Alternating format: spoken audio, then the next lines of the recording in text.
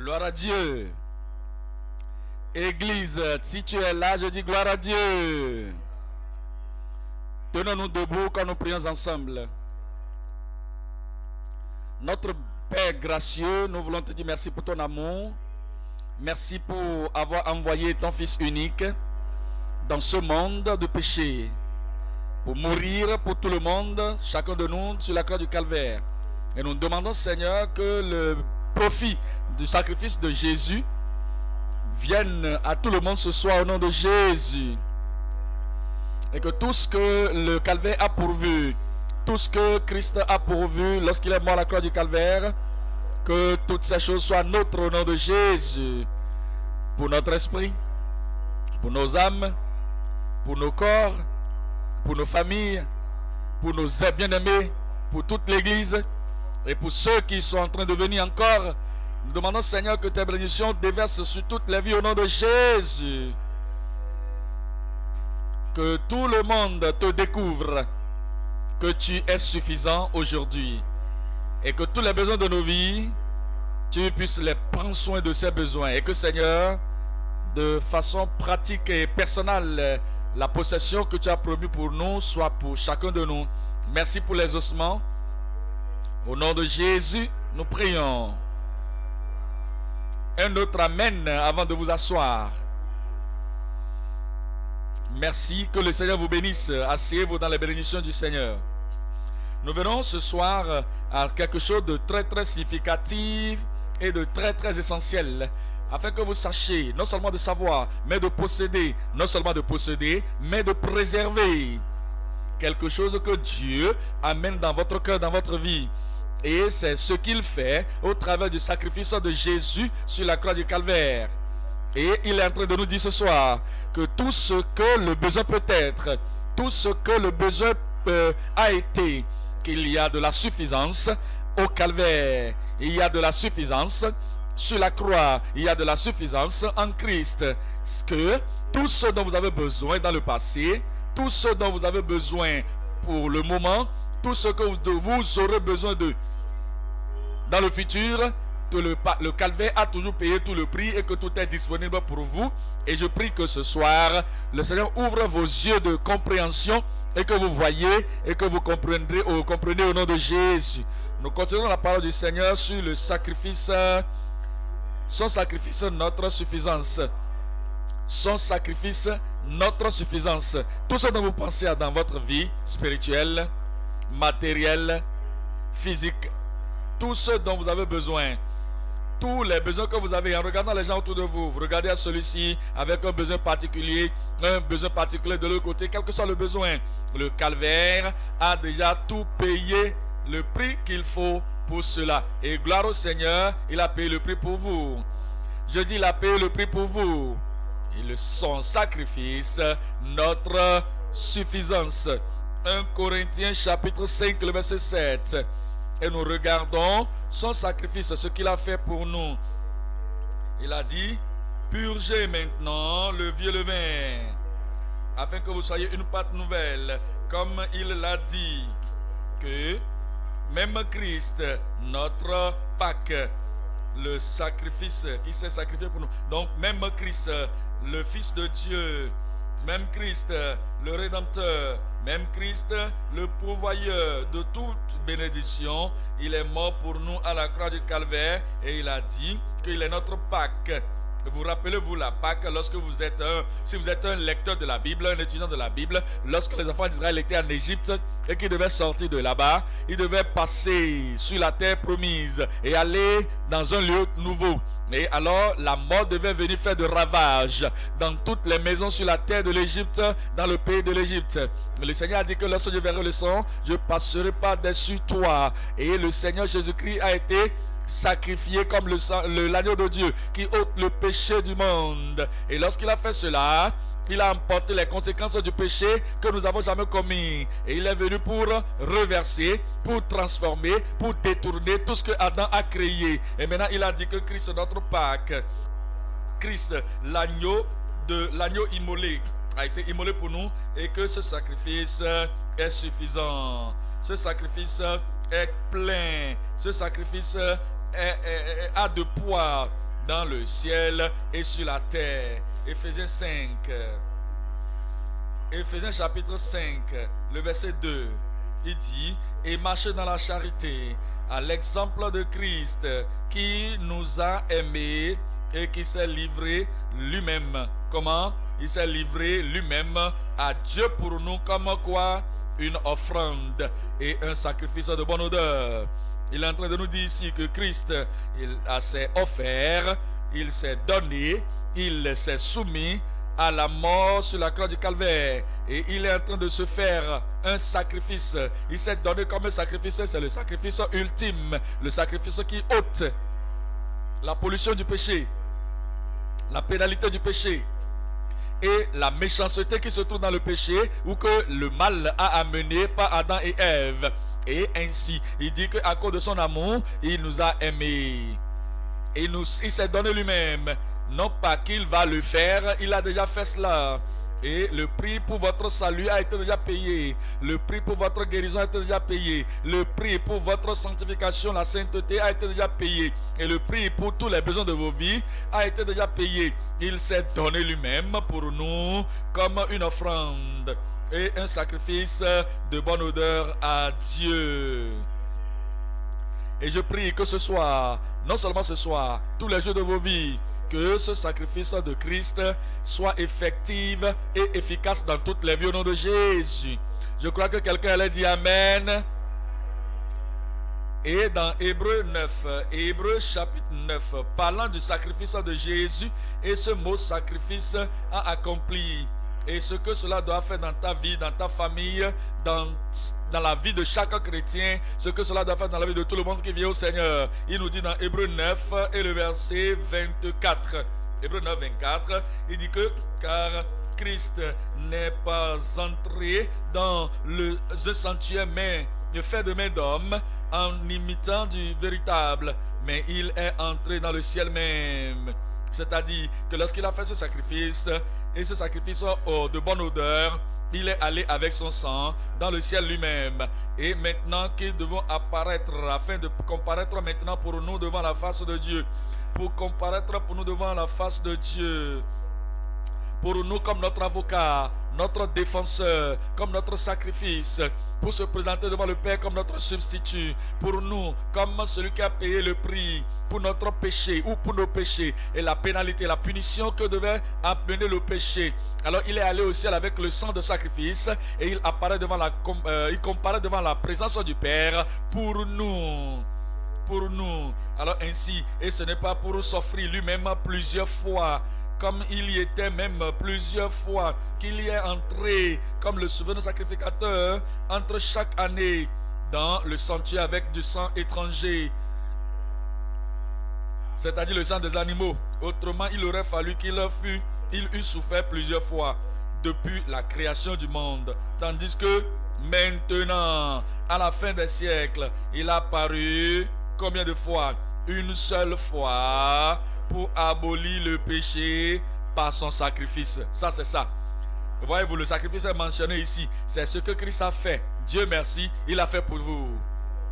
Dieu merci, il a fait pour moi. Et il a fait pour tout le monde. Et je prie que ce sacrifice ait de la valeur dans toutes les vies, même ce soir au nom de Jésus. Et quand vous invoquez le nom du Seigneur, et vous ne faites pas les sacrifices de ces autres animaux, et vous ne faites pas autre chose, vous n'invoquez pas autre chose que le nom de Jésus, alors celui-là, c'est Jésus qui a payé le prix. Et vous savez que c'est lui qui est notre sacrifice et c'est lui qui est notre suffisance. Et la suffisance, il est suffisant pour tout besoin que vous pouvez avoir dans votre vie. Hébreux 10, le verset 12. Hébreux, chapitre 10 et le verset 12.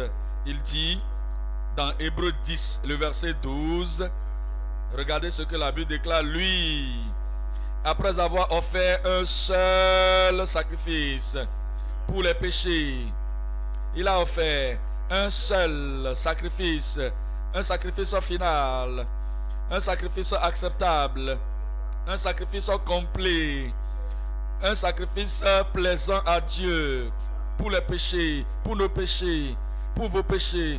Et il dit, c'est une seule fois, c'est ainsi pour toujours, ne jamais pour être répété encore. Il s'est assis à la droite de Dieu.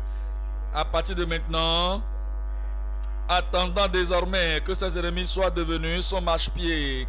Regardez le verset 14. Car par une seule offrande, par un seul sacrifice, par ce sacrifice, ce coup final qu'il a frappé sur la croix du calvaire, par un seul sacrifice, une seule offrande, il a amené à la perfection pour toujours ceux qui sont sanctifiés. Et quand nous parlons de ce sacrifice de Jésus ce soir, vous devez comprendre, beaucoup de choses sont impliquées dans ce sacrifice. Numéro 1, il y avait la souffrance dans ce sacrifice. Une autre chose, il y avait des coups, des giflets qui étaient dedans. Et lorsque vous pensez à tout, il y avait des blessures, il y avait la souffrance, il y a l'oblation, il y a toutes choses qui étaient mises ensemble pour pourvoir tout ce dont vous aurez besoin. Et tout ce qu'il vous faut ce soir, c'est d'appeler le Seigneur, d'invoquer le Seigneur sur la base de ce sacrifice. Dieu merci, vous le verrez suffisant ce soir. Je dis, vous le verrez suffisant ce soir. Son sacrifice, notre suffisance. Le sacrifice de Christ est suffisant pour tous les besoins des croyants. Pour tout croyant, pour toute personne et pour tout besoin. Nous venons dans ce message avec 3 points. Numéro 1, nous parlons de la suffisance de ces blessures pour notre guérison et la santé. La suffisance de ces blessures pour notre guérison et notre santé. Numéro 2, la suffisance de son sacrifice pour notre sainteté de cœur. La suffisance de son sacrifice pour notre sainteté de cœur. Numéro 3, la suffisance de sa souffrance pour notre habitation sécurisée au ciel. Ça, c'est l'objectif. Ça, c'est la destination. Ça, c'est la destinée. Ça, c'est l'ultime but. Lorsque vous partez pour l'éternité, là, vous allez rester pour l'éternité.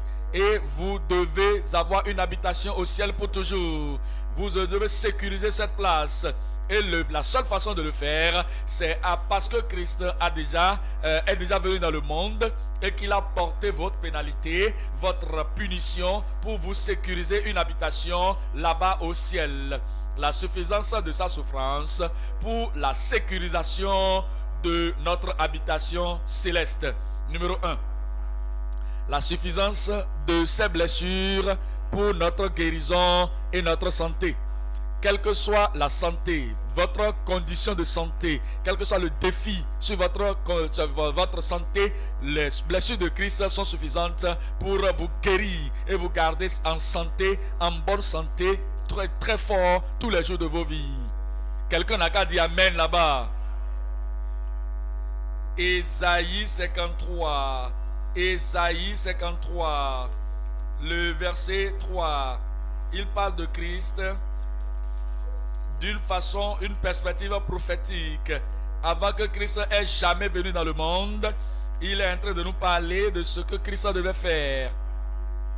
Comment Christ devait être reçu. Comment est-ce qu'il devait être rejeté. Comment est-ce qu'il devait mourir. Comment est-ce que Christ devait payer le prix pour tous ceux dont vous avez besoin depuis le ciel. Il nous dit dans Ésaïe 53, le verset 3, méprisé et abandonné des hommes, hommes de douleur, et habitué à la souffrance, semblable à celui dont on se détourne le visage, nous l'avons dédaigné, nous n'avons fait de lui aucun cas. Cependant, ce sont nos souffrances qu'il a portées, ce sont nos douleurs, c'est de nos douleurs qu'il s'est chargé, et nous l'avons considéré comme puni, battu, frappé de Dieu et humilié. Verset 5.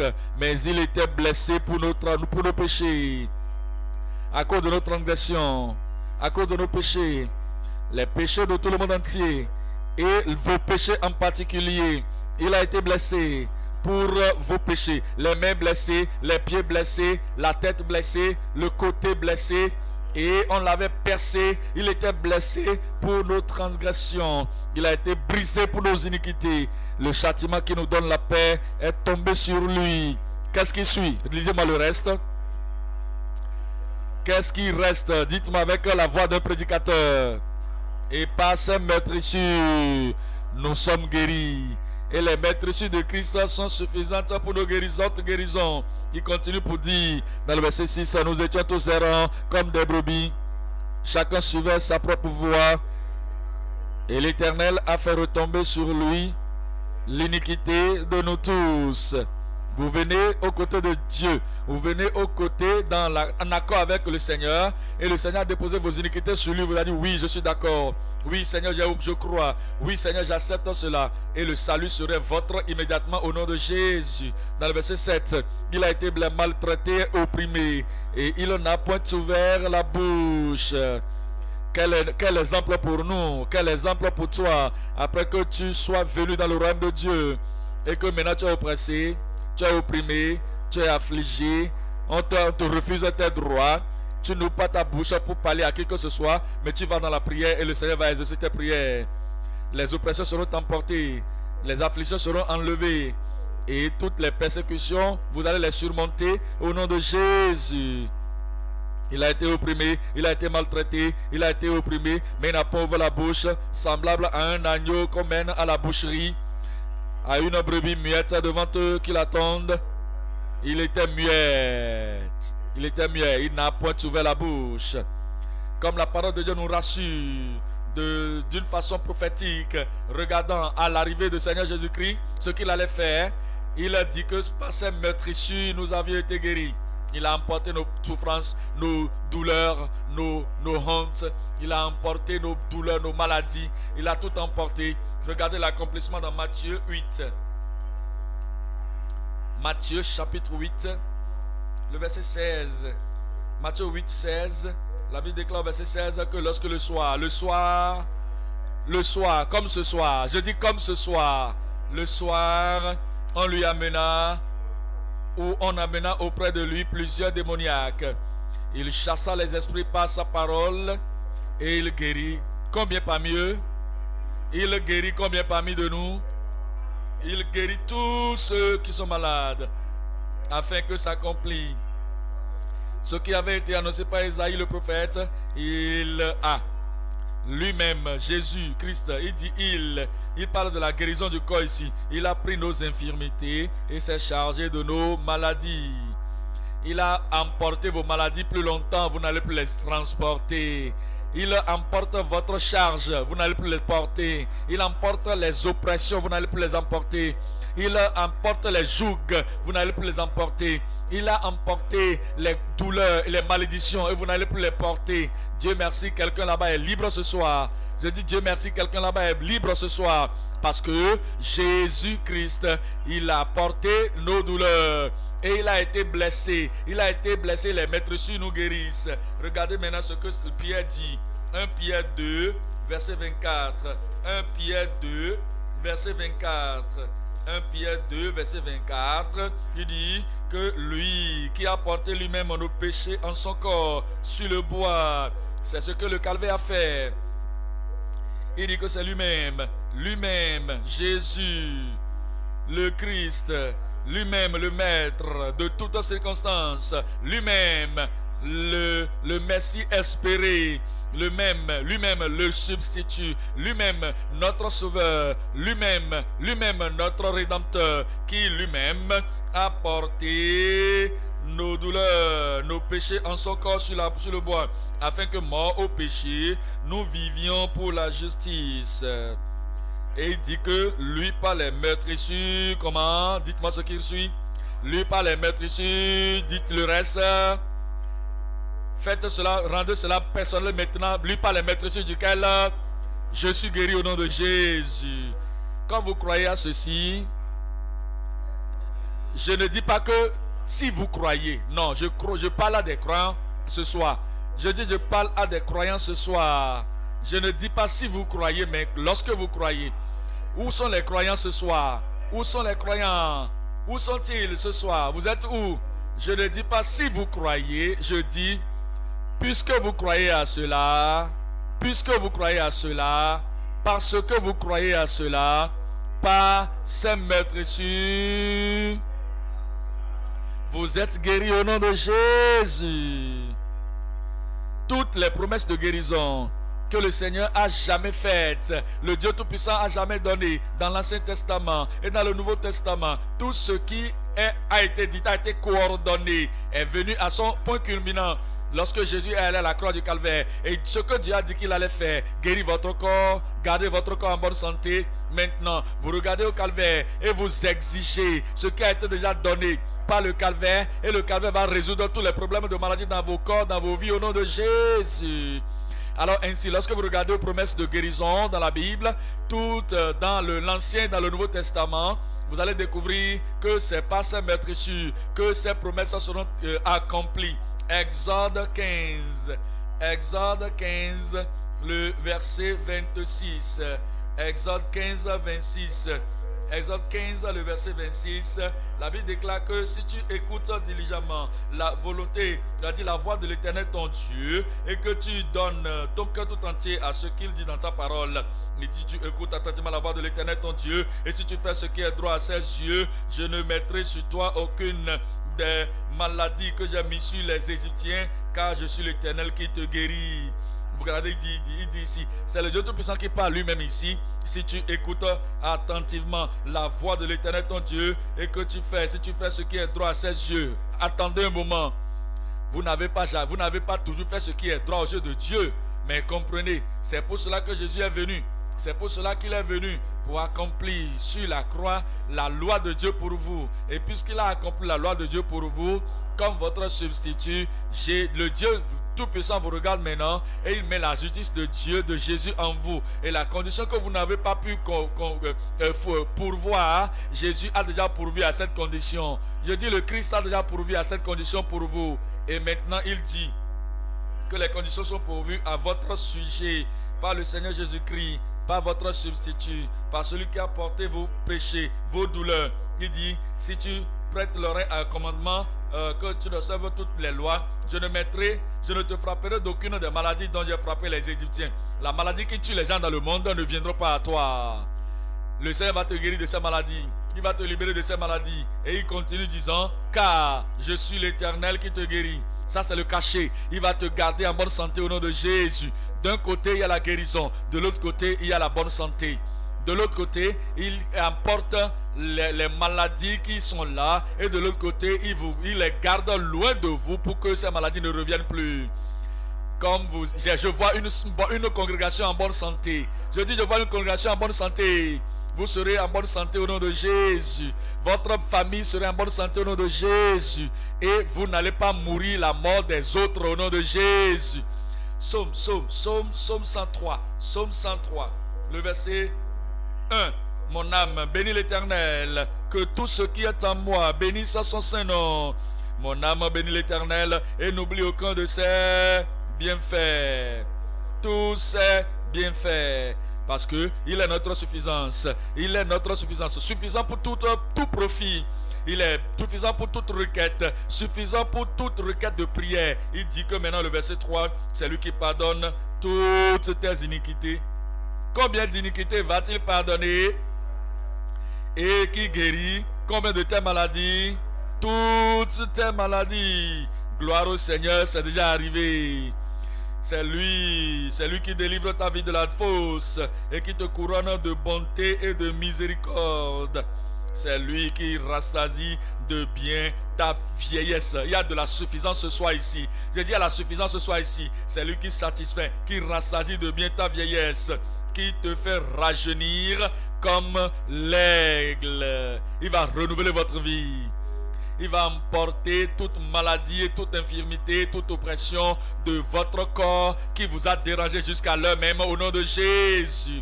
Après vous avoir guéri, il va vous garder loin de ces maladies. Dans Psaume 107, verset 20. Psaume 107 et le verset 20. Psaume 107, verset 20. La Bible dit, il envoya sa parole et il les guérit. Et il les fit échapper de la fosse. C'est ce qu'il a fait. Et c'est ce qu'il fait encore. Et c'est ce qu'il va faire. Et il vous dit ce que vous devez faire, c'est quoi? C'est de demander. Seulement de demander. Tel que le salut est disponible, tout ce qu'il vous faut, c'est de demander.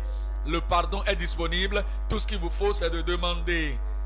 Et la guérison est disponible. Tout ce qu'il vous faut, c'est de demander.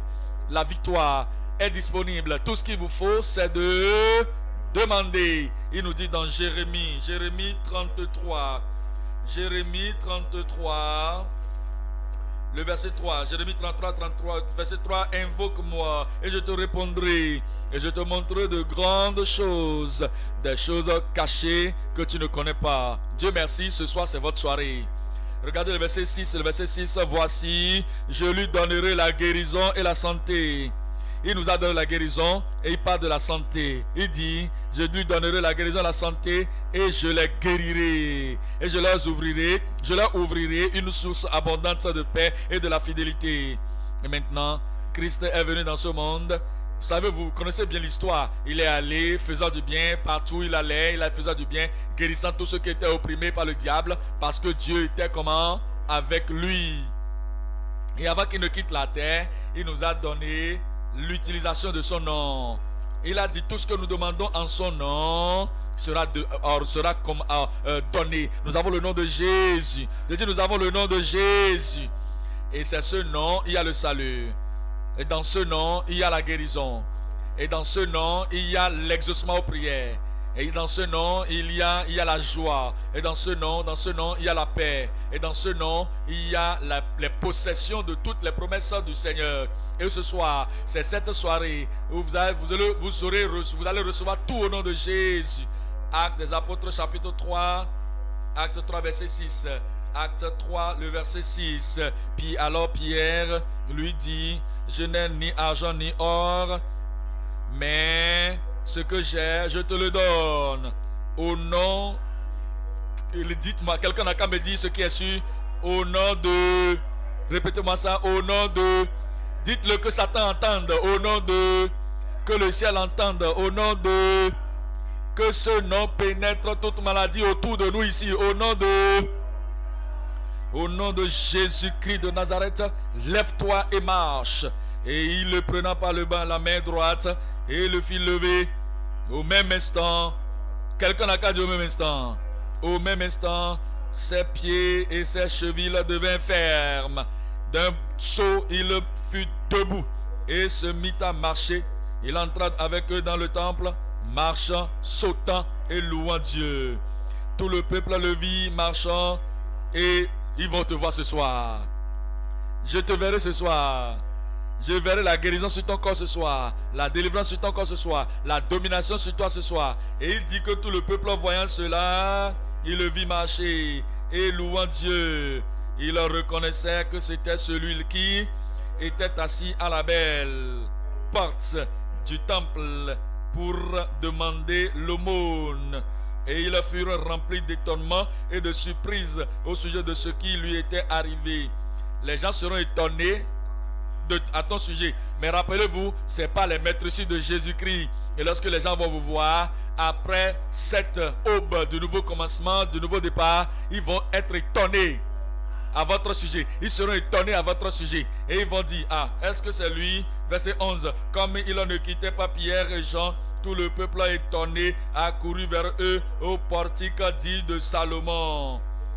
Et Pierre, voyant cela, dit au peuple, hommes israélites, pourquoi vous étonnez-vous de cela? Pourquoi avez-vous les regards fixés sur nous, comme si c'était par notre propre puissance ou par notre piété que nous eussions fait marcher cet homme? Le Dieu d'Abraham, d'Isaac et de Jacob, le Dieu de nos pères, a glorifié son serviteur Jésus. Et il est aussi glorifié. Je dis, il est toujours glorifié, que vous avez livré et renié devant Pilate, et qui était David qu'on le relâcha. Mais vous l'avez renié, vous avez renié le saint et le juste, et vous avez demandé qu'on vous accordât la grâce d'un meurtrier. Vous avez fait mourir le prince de la vie que Dieu a ressuscité des morts. Nous en sommes témoins. Regardez le verset 16 maintenant. C'est pas la foi. Que quelqu'un se dise pas, c'est pas la foi. en son nom. Dites-le en son nom. En son nom, par la foi que son nom a raffermi celui que vous voyez. Où est celui que je vois là? Cet homme a été raffermi. Où est la personne? Où est la femme? La femme a été raffermie. Où est-elle que vous voyez, que vous connaissez? C'est la foi en lui qui a donné à cet homme cette entière guérison en présence de vous tous. Le Seigneur le fera. J'ai dit le Seigneur le fera. Il est toujours le même. Acte 10, 38. Acte 10, le verset 38. Vous savez comment Dieu a oint du Saint-Esprit et de force Jésus de Nazareth, qui allait de lieu en lieu, faisant du bien et guérissant. Combien de personnes? Je demande combien de personnes, guérissant combien de personnes ce soir? Guérissant tous ceux qui étaient sous l'empire du diable, car Dieu était avec lui. Est-ce que Dieu a changé? Est-ce que les maîtresses ont perdu leur force? Non, non, pas les maîtresses de Jésus. Ce soir, vous serez encore guéris. Qu'est-ce que la Bible dit à propos de cela dans Hébreux 13, verset 8? Hébreux 13, le verset 8. La Bible dit au verset 8 de Hébreux 13, Jésus-Christ est le même hier, aujourd'hui et éternellement. Jésus est le même hier, aujourd'hui et éternellement. Si vous rejetez la maladie doit partir. Si vous dites non à la maladie, aux infirmités, l'infirmité va partir. Si vous dites non, si vous dites ce n'est pas pour moi, cela ne m'appartient pas, c'est ton corps, c'est présent là, mais tu vas dire non. Ça c'est étrange. C'est une chose étrangère qui est là. D'où vient-il? D'où vient-elle? Alors, et tu amènes le nom de Jésus. Et au nom de Jésus, tu vas dire pas. Qu'est-ce qui va se passer? Cela partira au nom de Jésus. Jésus-Christ est le même hier, aujourd'hui et éternellement. Regardez 2 Rois 20. 2 Rois 20, le verset 1. 2 Rois 21. En ce temps-là, Ézéchias fut malade à la mort. Le prophète Ésaïe, fils d'Amoz, vint auprès de lui et lui dit: Ainsi parle l'Éternel, donne tes ordres à ta maison, car tu vas mourir et tu ne vivras plus. Ça, c'est à ce niveau-là que certains abandonnent l'esprit. Dès qu'ils entendent ça, ils disent et ils partent dans la mort. Ils laissent leur désir de vivre. C'est quelqu'un venu, et ce n'est pas une personne ordinaire. Ésaïe même, le prophète, le grand prophète de Dieu est venu pour lui dire: mets de l'ordre dans ta maison, tu vas mourir, tu ne vivras plus. Alors le verset 2, Ézéchias tourna son visage contre le mur et fit cette prière à l'Éternel: Ô Éternel, souviens-toi que j'ai marché devant ta face avec fidélité et intégrité de cœur. Attendez un peu. Il dit: est-ce que je peux dire ceci? Est-ce que je peux dire cela? Mais c'est pour cela que Christ est venu. Peut-être que tu ne peux pas le dire. Tu n'as pas marché avec un cœur pur. Mais regardez, Jésus, ton substitut. Regarde à Jésus, ton sacrifice. Et c'est lui qui est notre suffisance. Peut-être que vous ne pouvez pas parler comme Ézéchias a parlé. Et il a dit: j'ai fait ceci, j'ai fait cela parfaitement. Mais Christ, à votre sujet, il a tout fait déjà en votre nom. Et il a fait cela. Il a dit: j'ai fait ce qui est bon en ta face. Et avec fidélité et intégrité de cœur, Ézéchias, j'ai fait cela. Et avant que Ézéchias et Ésaïe ne sortent pour aller au milieu de la cour, la parole de l'Éternel lui fut adressée pour lui dire: retourne maintenant et dis à Ézéchias, le capitaine de mon peuple, ainsi par l'Éternel, toute chose négative, prophétie négative de votre vie est effacée ce soir. Ainsi par l'Éternel, le Dieu de tes pères, j'ai écouté ta prière. Avez-vous prié depuis que vous êtes venu à cette retraite? Le Seigneur dit: j'ai écouté ta prière. As-tu prié aujourd'hui? As-tu prié aujourd'hui? J'ai entendu ta prière. As-tu fait de requêtes aujourd'hui dans la présence du Seigneur concernant toi-même, ta femme, ton mari, tes enfants et un enfant quelque part? Le Seigneur dit: j'ai entendu tes prières. J'ai vu tes larmes. voici je te guérirai. Pourquoi votre amen est mort?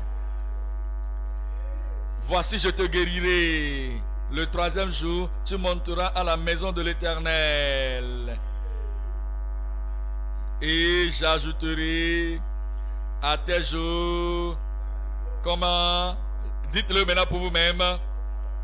Et j'ajouterai à tes jours. Et j'ajouterai à tes jours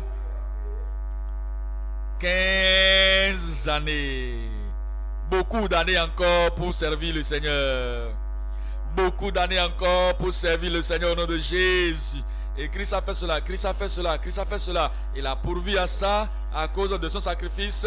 C'est pour notre suffisance. La suffisance de ses maîtrisures pour notre guérison et pour notre santé. Numéro 2.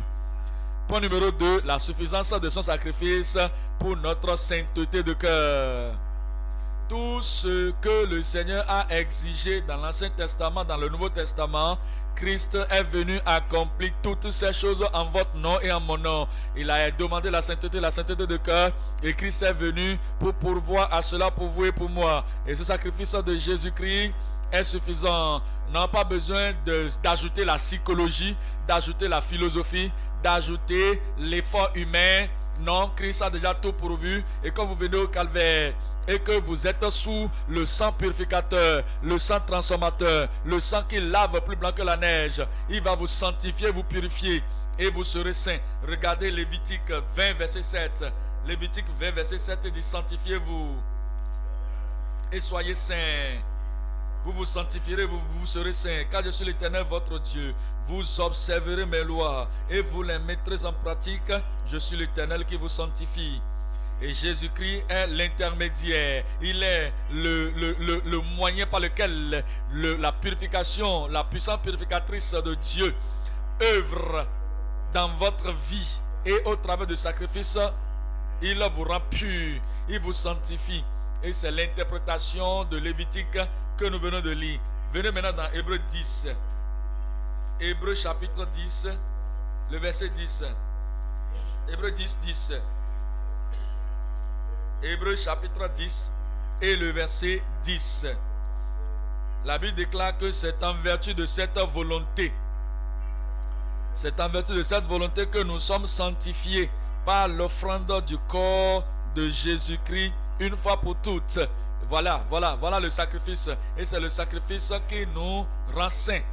C'est le sacrifice qui nous sanctifie. Verset 12. Lui, cet homme, après avoir offert un seul sacrifice, après avoir offert un seul sacrifice pour les péchés, sacrifice final, sacrifice parfait, ce grand sacrifice sur la croix du Calvaire, après qu'il a offert cela pour les péchés, pour toujours, s'est assis pour toujours à la droite de Dieu. Verset 14. Car par une seule offrande,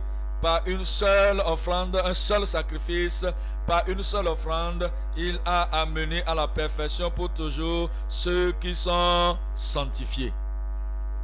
Et c'est au travers de ce sacrifice, c'est au travers de ce parfait sacrifice final, acceptable sacrifice, que le Christ nous purifie. Et cette purification, cette sainteté, cette pureté serait votre au nom de Jésus. Dans Matthieu 5, nous disons, parlant à propos de l'importance de la sainteté de cœur, de la pureté de cœur, l'important de ce que Jésus a offert sur la croix du Calvaire, et qu'il a déjà offert cela en faisant ce sacrifice. Vous lui demandez, il ne veut pas dire non, parce que c'est pour cela qu'il est venu. Il a payé le prix pour cela. Il ne peut pas ne pas le faire pour vous. Il doit le faire. Matthieu 5, verset 8. Heureux ceux qui ont le cœur pur, car ils verront Dieu. Vous verrez Dieu. Je dis vous verrez Dieu. Mais vous savez, pour voir Dieu et pour être dans la présence du Seigneur, cela exige que votre cœur doit être pur. Et vous ne pouvez pas laver votre cœur vous-même. Vous ne pouvez pas vous purifier vous-même. Vous ne pouvez pas vous rendre saint, sanctifier vous-même. C'est pour cela que Christ a payé ce prix en faisant ce sacrifice à la croix. C'est pour cela qu'il a donné le sacrifice afin de vous purifier, de vous laver, de vous sanctifier et enlever tout péché de votre vie. même la dépravation, l'originelle dépravation qui est en vous, le sang va tout enlever. On nous dit dans Hébreux 1, verset 3. Hébreux 1, verset 3. Il nous dit, Hébreux 1, le verset 3, et qui étant le reflet de sa gloire, parlant de Christ, et l'empreinte de sa personne, parlant de Christ, et soutenant toutes choses par sa parole puissante. Regardez ceci, a fait la purification des péchés, a fait la purification des péchés, et s'est assis à la droite de sa majesté. Ça, c'est la pureté, la sainteté, la sanctification. Il a fait cela à la croix du calvaire. Et il dit, il a fait la purification des péchés et s'est assis à la droite de la majesté divine dans les lieux très hauts. C'est fait. Et par la foi maintenant, vous pouvez réclamer cela. Par la foi, vous pouvez l'avoir. Par la foi, vous pouvez posséder cela. Dieu merci, il va vous purifier le cœur. Il va rendre votre cœur pur, saint, et vous serez si saint qu'il n'y aura pas de tache de péché originel dans votre vie au nom de Jésus. Est-ce qu'il y a quelque chose qui est étonnant de la part de Dieu? Y a-t-il quelque chose qui soit impossible à Dieu? Il vous a sauvé, peut-il vous sanctifier? Il vous a sanctifié, peut-il vous remplir du Saint-Esprit? Et il a fait toutes ces choses, peut-il guérir votre corps? Avec Dieu, tout est possible. Dans ma vie, tout est possible. Je dis dans ma vie, tout est possible. Dans ma famille, tout est possible. Dans notre église, tout est possible. Actes des Apôtres, chapitre 15, le verset 9. Actes des Apôtres, chapitre 15, le verset 9. Et il n'a fait aucune différence entre nous et eux. Ce que ça veut dire, c'est quoi? Voici Pierre qui parle. Et Pierre est en train de dire, nous sommes des apôtres et eux, ils sont des païens, des idolâtres. Mais il n'a pas mis de différence entre eux et nous. Nous, juifs, et eux, gentils, païens, il n'y a pas de différence entre eux et nous. Nous, ayant purifié, que nous avons marché avec le Christ de pas dans les pas, physiquement, nous l'avons vu. Et dans la maison de Corneille, qui n'a jamais vu le Seigneur face à face, la Bible déclare, mais n'a pas Pierre, que Dieu n'a pas mis de différence entre eux et nous et eux. Et il n'a pas mis de différence entre eux, les hommes et les femmes. Il ne fait pas de différence entre nous, les parents et les enfants. Il ne fait pas de différence entre nous, mais il purifie le cœur par la foi. Purifiant le cœur par la foi. Quiconque croit que Christ est le sacrifice final, le substitut final, et que c'est lui qui est le sanctificateur, ce soir, la personne recevra la sanctification au nom de Jésus. Il nous dit dans Éphésiens 5, le verset 2. Éphésiens chapitre 5, le verset 2. Marchez dans la charité, à l'exemple de Christ, qui nous a aimés et qui s'est livré lui-même pour nous. Livré lui-même à Dieu pour nous. Voyez-vous, pas seulement pour les Juifs, mais pour tout le monde. Il s'est donné lui-même pour nous. Il s'est lui donné lui-même à Dieu pour nous comme une offrande, un sacrifice de bonne odeur. Pourquoi a-t-il fait cela? Le verset 25. Marie aimait une femme comme Christ aussi a aimé l'église. Ça, c'est l'amour dont nous avons parlé dans le verset 2, qui a fait qu'il s'est donné comme une offrande, comme un sacrifice. Et il s'est donné lui-même pour l'église afin de la sanctifier. Gloire à Dieu, la sanctification est là. Je dis Dieu merci, il y a la sanctification. Et c'est pour vous. Et c'est pour vous. Où êtes-vous? Où êtes-vous? Je dis c'est pour vous. Dites-le, c'est pour moi. Afin de la sanctifier par la parole, après l'avoir purifiée par le baptême d'eau, afin de faire paraître devant lui cette église glorieuse. Ça veut dire quoi? Église glorieuse. Une église avec les membres glorieux. Une église avec des ouvriers glorieux. Un ouvrier, j'allais dire, une église avec des leaders glorieux. Vous serez glorieux. Les chrétiens glorieux, les convertis glorieux, les conquérants glorieux, les membres glorieux. Votre amen est en train de baisser là. Les ouvriers glorieux. Un ouvrier, un prédicateur glorieux, c'est ce qu'il fait d'une église glorieuse. Et parce que si tout le monde, l'assemblée des appelés hors, les appelés hors qui sont sortis du péché, et que nous venons ensemble et que chacun de nous est glorieux, alors l'église serait glorieuse. Qui soit sans tache, ni ride, ni rien de semblable, mais sainte et irrépréhensible. Tite 2. Tite 2, 14. Tite chapitre 2 et le verset 14. Il s'est donné lui-même pour nous. Ça c'est le sacrifice. Ça c'est la suffisance. Il s'est donné lui-même pour nous afin de nous ramener, de nous racheter de toute iniquité et de se faire un peuple qui lui appartienne, purifié par lui et zélé pour les bonnes œuvres. Dans 1 Thessaloniciens 4. 1 Thessaloniciens chapitre 4 et le verset 3. 1 Thessaloniciens chapitre 4 le verset 3. Ce que Dieu veut, c'est votre sanctification. Lisons cela ensemble. 1, 2, rendez cela personnel. Voici la volonté de Dieu. Ce que Dieu veut, c'est ma sanctification. Dites cela ainsi. Ce que Dieu veut, répétez, c'est ma sanctification. Je veux vous entendre. Le ciel veut vous entendre. Alors, allez-y maintenant. 1, 2, partez. Vous savez, il y a des gens, après qu'ils ont entendu à propos de la sanctification, de la pureté de cœur, peut-être que des tentations vont venir et ils ne comprennent pas que la tentation, ce n'est pas le péché. C'est lorsque vous donnez à la tentation que c'est le péché. Et toute tentation qui vient dans votre chemin, Christ vous conduit, il vit au-dedans de vous. Vous allez vaincre la tentation au nom de Jésus. Maintenant, ils vont dire peut-être que la sanctification n'est pas pour moi. Mais Dieu merci, c'est pour vous. Je dis Dieu merci, c'est pour vous. Et partout où vous allez, la sanctification ira avec vous. Parce que voici, c'est la volonté de Dieu. Ce que Dieu veut, c'est ma sanctification. Regardez le verset 7. Car Dieu ne nous a pas appelés à l'impureté, mais à la sanctification. Ça, c'est votre appel. Et ce sera accompli. Ça, c'est votre appel. Et le ciel va le voir dans votre vie.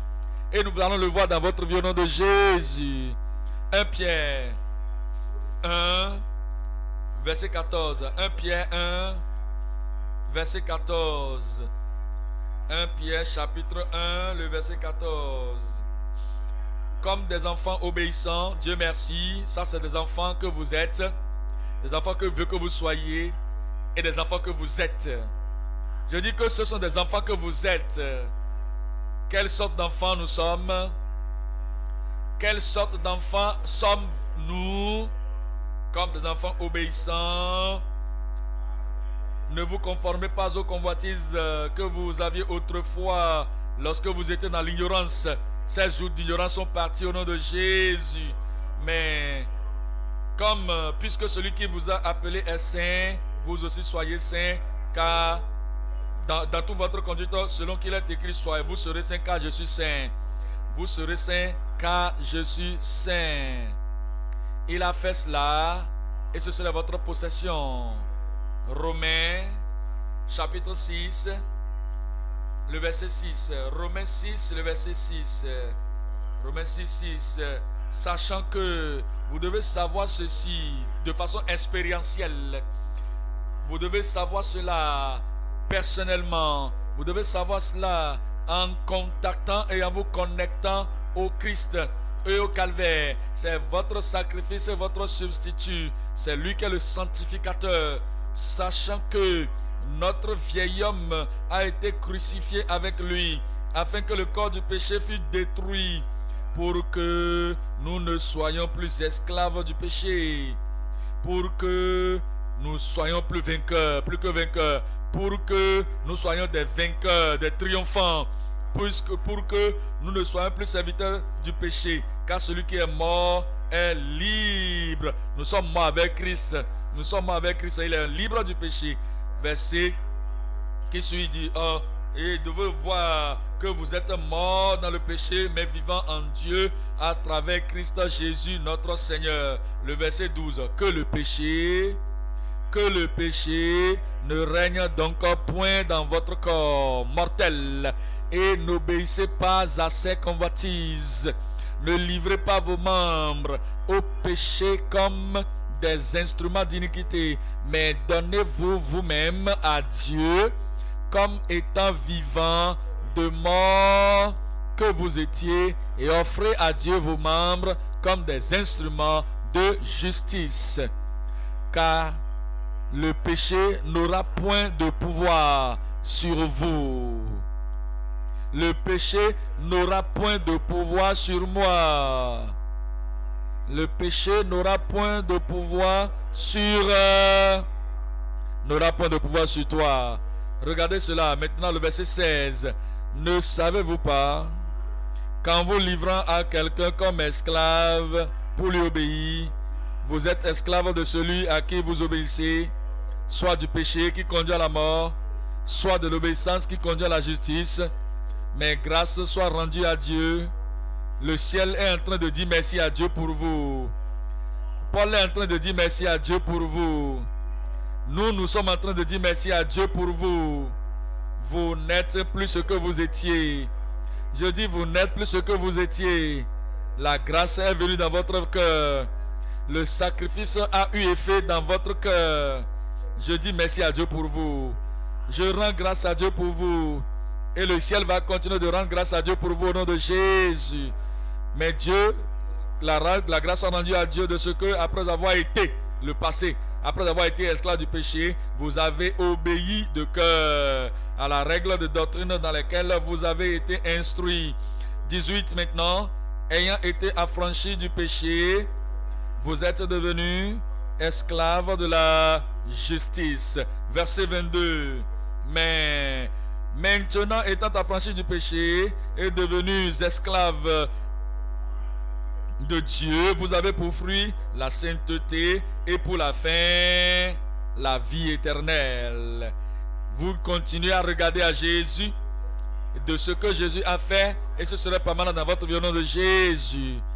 Lorsque la tentation vient, regardez à Jésus. Lorsque les pressions viennent pour tomber dans le péché, regardez à Jésus. Lorsque cela apparaît que la vie ancienne court comme un fleuve et voudrait vous submerger, regardez à Jésus. Jésus va vous aider. Hébreux 12, 2. Hébreux 12, verset 2. Hébreux chapitre 12 et le verset 2. Ayant le regard sur Jésus, l'auteur et le consommateur de notre foi, qui pour la joie qui a été placée devant lui, il a souffert la croix, il a méprisé l'ignominie et s'est assis à la droite du trône de Dieu. Quand vous regardez à Jésus, qu'est-ce qu'il va faire? Voici ce qu'il va faire. Il va vous aider pour accomplir le verset 14. Regardez le verset 14. Recherchez la paix avec un peu d'hommes. Recherchez la paix avec tous. Certains parmi eux sont gentils, certains sont vraiment gentils, d'autres ne sont pas vraiment gentils. Après tout, d'autres sont vraiment terribles de vivre avec eux. Certains sont tellement durs, certains parmi eux sont tellement complètement désireux de vivre en paix avec vous, et certains ne veulent même pas entendre de vous. Décidez seulement, ils vont dire que vous ne pouvez pas rester en paix avec vous. Mais vous, dans votre vie, vous aurez une abondante grâce. Vous aurez une suffisante grâce. Et vous serez en paix avec tout le monde au nom de Jésus. Vous n'allez pas vous bagarrer. Je ne vous entends pas dire Amen.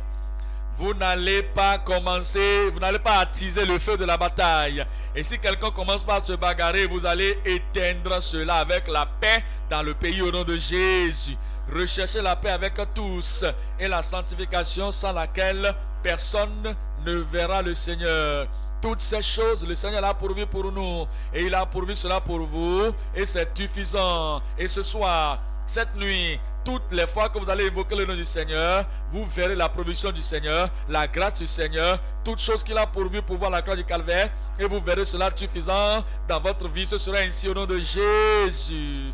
Numéro 1, c'est la suffisance de ses blessures, de ses maîtresses pour notre guérison et santé. Numéro 2, c'est la suffisance de son sacrifice pour notre sainteté de cœur. Et numéro 3, c'est la suffisance de sa souffrance pour notre habitation sécurisée au ciel.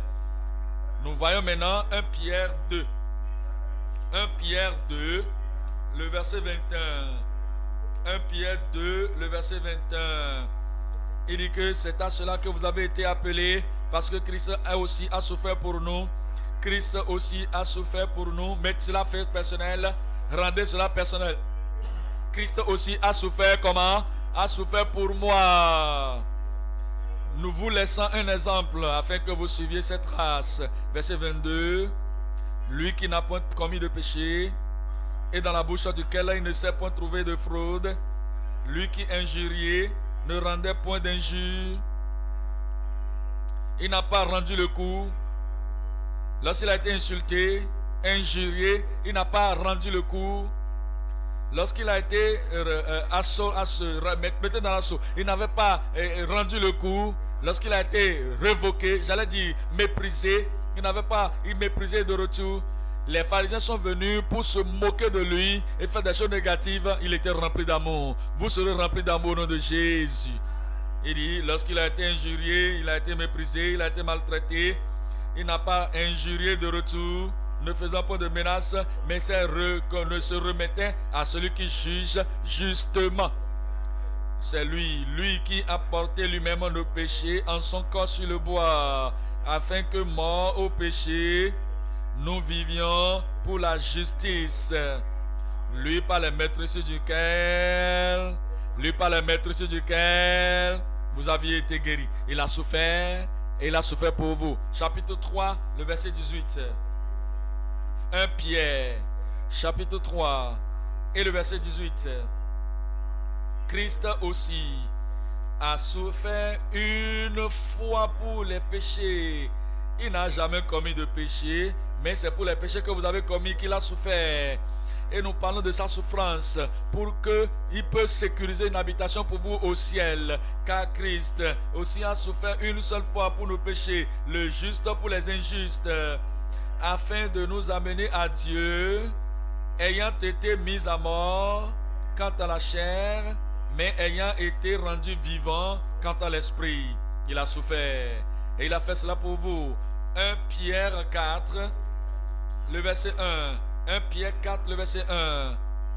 Ainsi donc, Christ ayant souffert dans la chair, il nous dit ici à plusieurs reprises que Christ a souffert pour nous dans la chair. Vous aussi, armez-vous de la même pensée. Pensez la même pensée, armez-vous, habillez-vous, rendez-vous ferme dans les mêmes pensées. Car celui qui a souffert dans la chair en a fini avec le péché.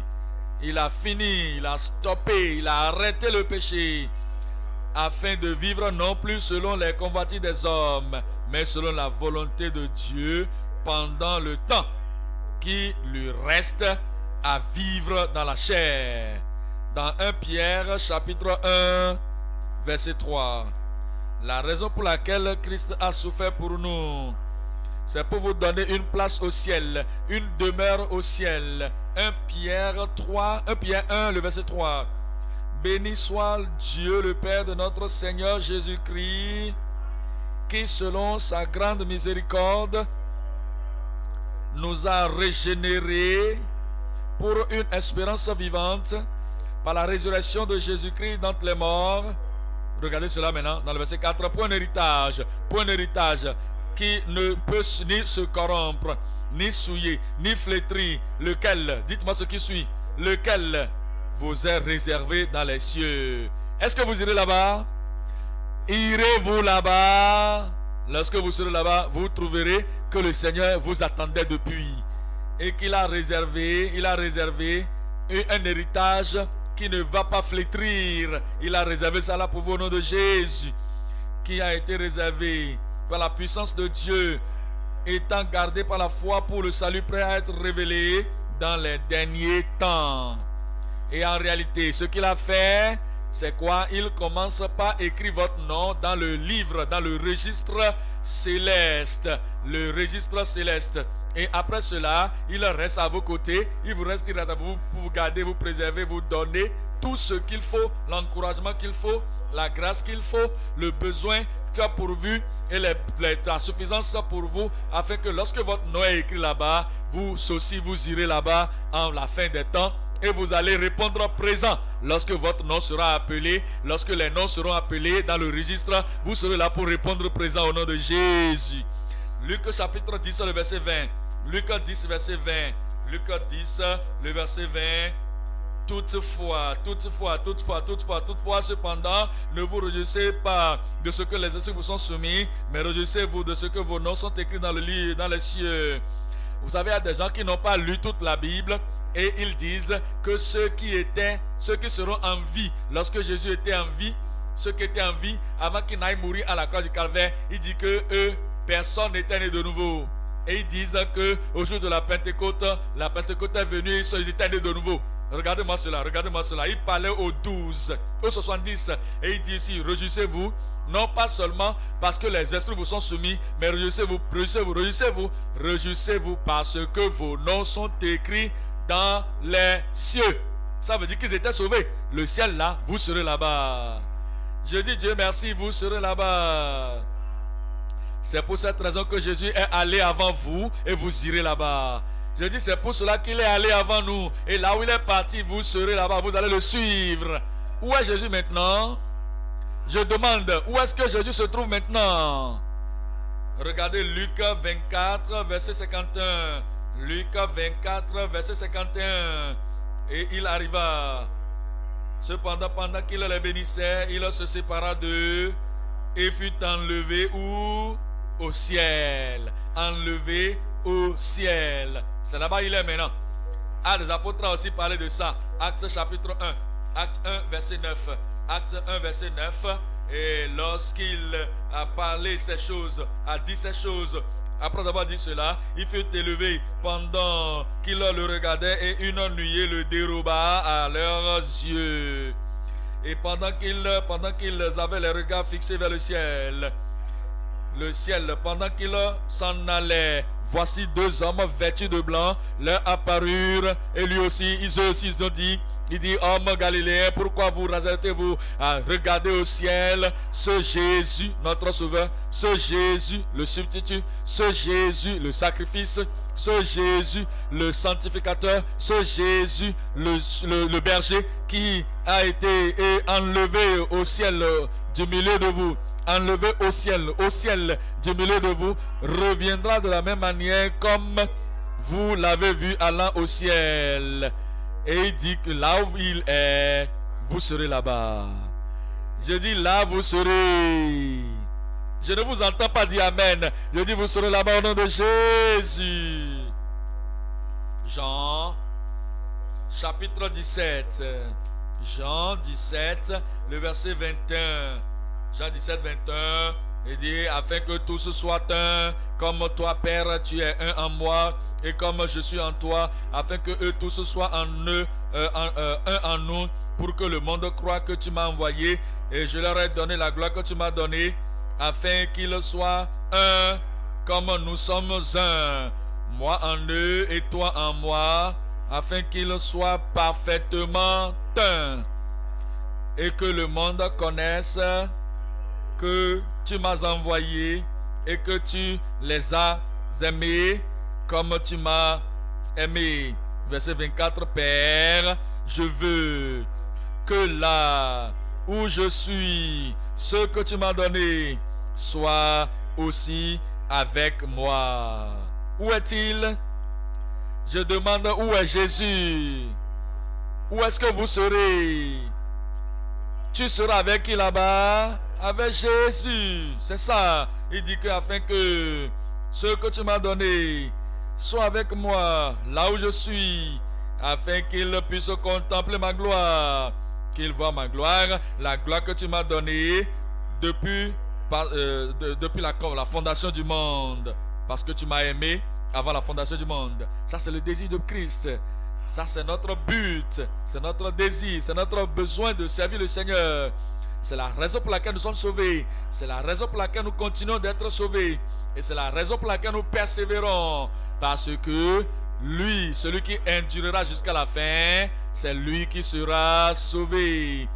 Hébreux 11. Hébreux 11, 14. Hébreux 11, 14. Hébreux 11, 14. 11, 14 dit que ceux qui disent ces choses, ils parlent ainsi, montrent qu'ils cherchent une patrie. S'ils avaient eu en vue cela, celle d'où ils étaient sortis, ils auraient eu le désir d'y retourner. Mais maintenant, ils en désirent une meilleure, c'est-à-dire une céleste. C'est pourquoi Dieu n'a point honte d'être appelé leur Dieu, car il leur a préparé une cité. Alléluia. J'irai là-bas. Je dis j'irai là-bas. Nous serons là-bas ensemble au nom de Jésus. Hébreux 13, le verset 12. Hébreux 13, le verset 12. C'est pour cela que Jésus aussi, afin de sanctifier le peuple, par son propre sang, a souffert hors de la porte. C'est pour cela qu'il a souffert pour nous amener au ciel. C'est pour cela qu'il a souffert pour payer le prix, la pénalité pour nos péchés. Il a souffert pour enlever la dépravation du péché originel. C'est pourquoi il a souffert, afin de nous purifier, pour que nous soyons saints, pour que nous soyons purs, prêts pour le ciel. Il dit que Jésus-Christ lui aussi, afin de sanctifier le peuple, avec son propre sang, a souffert hors de la porte. Sortons donc pour aller à lui, hors du camp, en portant nos propres, car nous n'avons point ici-bas de cité permanente, mais nous cherchons celle qui est à venir. Ici, nous n'avons pas de cité permanente, nous n'avons pas de cité de demeure permanente, mais nous cherchons celle qui est à venir. Ce que vous cherchez, vous trouverez. 2 Corinthiens 5, verset 1. 2 Corinthiens 5, 1. Car nous savons en effet que si cette tente où nous habitons sur la terre est détruite, nous avons dans le ciel un édifice qui est l'ouvrage de Dieu, une maison, une demeure éternelle, qui n'a pas été faite de main d'homme. Aussi nous gémissons dans cette tente, désirant revêtir notre domicile céleste, si du moins nous sommes trouvés vêtus et non pas nus. Car tandis que nous sommes dans cette tente, nous gémissons, accablés, parce que nous voulons non pas nous dépouiller, mais nous revêtir, afin que ce qui est mortel soit englouti dans la vie, par la vie. Et celui qui nous a formés pour cela, c'est Dieu, qui nous a donné les arts de l'esprit. C'est pour cela, nous sommes donc toujours pleins de confiance, et nous savons qu'en demeurant dans ce corps, nous demeurons loin du Seigneur. Ça veut dire quoi? Il dit que maintenant nous sommes dans le corps, nous sommes sur la terre, et nous sommes absents de la présence de Dieu au ciel. Il dit que maintenant le verset 7, car nous marchons par la foi et non par la vue, et nous sommes pleins de confiance, et nous aimons mieux quitter ce corps et demeurer auprès du Seigneur. Lorsque nous sommes absents de ce corps, lorsque nous quittons ce corps, nous quittons la terre, nous irons de l'autre côté, dans le ciel, dans le paradis de Dieu. Dieu merci, vous serez là-bas. Enoch est là-bas, vous serez là-bas. Élie est là-bas, vous serez là-bas. Moïse est là-bas, vous serez là-bas. Au-dessus de tout, Jésus le Christ, notre Sauveur, est là-bas, et vous y serez au nom de Jésus. Dans Philippiens 1, Philippiens chapitre 1, le verset 21, Philippiens 1, 21, il nous dit, car Christ est ma vie, car Christ est ma vie. Car Christ est ma vie et la mort m'est un gain. Mais si je vis, mais s'il est utile pour mon œuvre que je vis dans la chair, je ne saurais dire ce que je dois préférer. Je suis pressé des deux côtés. J'ai le désir de m'en aller et d'être avec Christ, ce qui de beaucoup est le meilleur. J'ai le désir de m'en aller et d'être avec le Christ. Ça là, c'est beaucoup plus meilleur. Cela va se produire un de ces jours. Je dis cela se produira un de ces jours. Que le ciel, ce ciel, gloire au Seigneur, vous êtes sauvés, vous êtes sanctifiés, vous êtes purifiés, vous êtes justifiés. Alors vous trouverez la grâce de Dieu suffisante pour vous et vous vous retrouverez là-bas. Philippiens 3, 20. Car, mais notre cité à nous est dans les cieux, notre cité est dans le ciel. Nous sommes des citoyens du ciel. Et d'où nous attendons aussi notre Sauveur, le Seigneur Jésus-Christ, qui transformera le corps de notre humiliation en le rendant semblable au corps de sa gloire, par le pouvoir qu'il a de s'assujettir toutes choses. L'enlèvement peut avoir lieu à tout moment maintenant, mais Dieu merci, lorsque la trompette va sonner, qui va entendre la trompette? Qui va écouter la trompette et être là-bas? Moi, je serai là-bas. Parce qu'il a dit dans 1 Thessaloniciens chapitre 4, 1 Thessaloniciens 4, 13, je ne voudrais pas que vous soyez dans l'ignorance, frères, à propos de ceux qui dorment. Que vous ne vous affligez pas comme certains qui n'ont pas de l'espérance. Car si nous croyons que Jésus est mort et qu'il est ressuscité, croyons aussi que Dieu ramènera pas Jésus et avec lui ceux qui sont morts. Voici en effet ce que nous déclarons d'après la parole du Seigneur. Nous, les vivants, restés pour l'avènement du Seigneur, nous ne dévancerons pas ceux qui sont morts. Nous ne dévancerons pas, nous n'empêcherons pas ceux qui sont morts, car le Seigneur lui-même a un signal donné. À la voix d'un archange, il descendra d'où? Il descendra d'où? Il descendra du ciel. Et au son de la trompette de Dieu, et les morts en Christ ressusciteront premièrement. Ensuite, nous, vous serez parmi ceux-là. Ensuite, nous, les vivants, qui seront restés, nous serons tous ensemble enlevés avec eux sur les nuées et à la rencontre du Seigneur dans les airs. Et ainsi, nous serons toujours avec le Seigneur. Alléluia! Amen! C'est pourquoi consolez-vous donc les uns les autres par ces paroles. Le temps va arriver bientôt et le Seigneur lui-même va descendre des cieux et il va vous emporter au ciel. Souvenez-vous, vous devez être sauvés. Rappelez-vous, vous devez être sanctifiés. Rappelez-vous, vous devez être gardés saints. Il n'y a pas de propos pour vous d'être dedans, au dehors, saint aujourd'hui, pécheur demain. Non.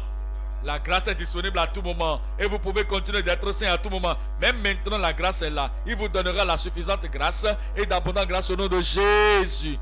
Parce que 1 Corinthiens 15 nous dit, 1 Corinthiens 15, 51, 1 Corinthiens 15, 51, voici, je vous montre un mystère. Nous ne mourrons pas tous, mais nous serons changés. Tous, nous serons changés, car en un moment, car en un instant, en un éclat d'œil, à la dernière trompette, la trompette sonnera, et les morts ressusciteront incorruptibles. Et, dites-moi ce qui suit, et, dites-moi ce qui suit, nous serons changés, vous serez changés.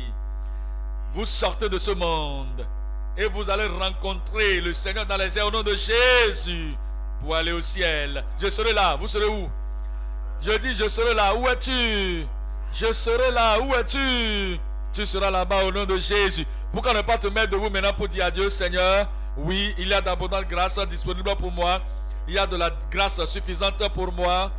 Et il nous dit que le sacrifice est suffisant. Le sacrifice est abondant. Il est capable de le faire. Voici votre temps, voici votre temps, voici votre temps. C'est l'aube d'un nouveau départ. C'est un nouveau commencement, une nouvelle vision, un nouveau désir, une nouvelle décision. Parlez à Dieu maintenant, il va le faire dans votre vie. Il le fera dans votre vie. Il peut vous donner la santé, la guérison, la santé. Il peut vous donner la sainteté de cœur et vous gardera une habitation au ciel aussi. Invoquez le Seigneur et le Seigneur confirmera cela dans votre vie.